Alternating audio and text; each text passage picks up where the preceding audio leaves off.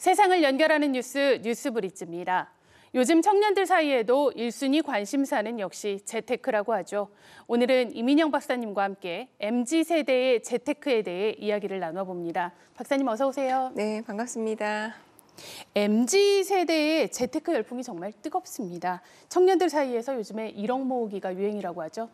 네, 맞습니다. 요즘 MZ세대들은 어떠한 주제로 대화를 하든 꼭 마지막은 돈으로 네. 흐른다고 하더라고요. 뭐 코인이나 주식이나 또는 뭐 부동산 굉장히 다양한 주제들이 있는데요.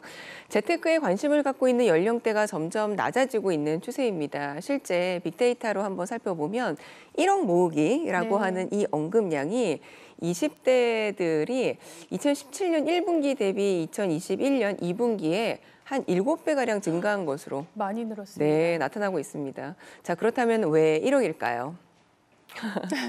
예, 굉장히 현실성 있는 돈이기 때문이죠. 네. 우리가 뭐 5억이다, 10억이다. 어떻게 모아야 될지 감이 잘 안 어려운 잡히죠. 돈이죠. 큰 돈입니다. 맞습니다. 네. 자, 그런데 1억은 조금만 절약을 하면 손에 잡힐 수 있을 것 같은 이런 돈이거든요. 네. 그래서 그 돈으로 뭐 투자를 할 수도 있고 아니면 투자를 꼭 하지 않더라도 1억이라고 하는 돈이 내 통장에 있다면 새롭게 무언가를 도전을 하거나 뭐 새로운 일을 하는데 굉장히 마음이 편할 것 같습니다. 당장 회사를 그만둔다 하더라도 어느 순간은 먹고 살 수 있는 그 양이 되니까요. 청년들은 이렇게 돈 모으는 것에 왜 열중하고 있는 걸까요? 이전 세대가 월급을 모아서 집을 장만할 수 있었다면 이제는 좀 시대가 달라져서 더 이상 회사원의 월급만으로는 집을 사기가 어렵습니다. 네, 그렇습니다. 네. 그리고 또 국민연금이 나의 노후를 대비해주지 못할 것이라고 하는 어떤 사회적 안전망에 대한 불신도 굉장히 크죠. 네. 그래서 실제 20대 커뮤니티를 한번 들어가면 60대에 내가 은퇴를 한다라고 가정을 했을 때 실제 필요한 뭐 생활비나 아니면 병원비를 계산을 한번 이렇게 해보는 거예요. 그러면 내가 당장 돈이 얼마 필요하다.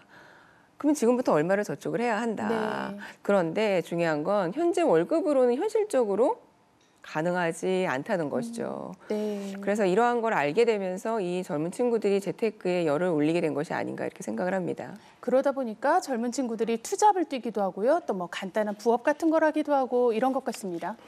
네, 맞습니다. 돈과 관련된 신조어 중에요. 엔잡. 네, 엔잡. 그리고 파이어족이라는 말이 있습니다. 네. 엔잡은 말 그대로 잡을 여러 개 갖는 것, 네. 의미를 하고요. 파이어족은 불필요한 지출을 줄이고 최대한 많은 돈을 벌어서 젊은 나이에 일찍 은퇴하는 걸 의미를 합니다. 네. 근데 우리 이 엔잡이라고 하는 단어는 코로나19를 기점으로 해서 데이터상의 그 언급량이 10배나 늘었다고 하더라고요. 그러니까 2030 세대가 이렇게 돈을 모으고 그 돈을 투자를 해서 얼른 파이어족이 되기를 원하는지도 모릅니다. 네. 그래서 잡코리아가 2030 성인을 대상으로 한 1,100여 명 대상으로 조사를 한 결과가 있는데요.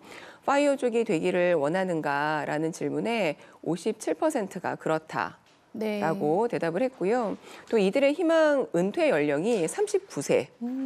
예, 그리고 목표하는 자산이 한 4억 3천 정도 됐었습니다. 네, 그러면 우리 젊은이들은요, 어떤 방법으로 돈을 모으고 있는 걸까요? 짠테크라고 하는 게 있는데요. 네, 적은 돈을 차곡차곡 모아서 정석적인 방법으로 돈을 모으는 걸 얘기합니다. 아주 현실적으로 이제 생각을 하면 불필요한 부분을 줄이는 것부터 이제 시작을 하는 거죠. 우리 서울 자가 대기업 다니는 김 부장 이야기라고 하는 웹소설이 있습니다.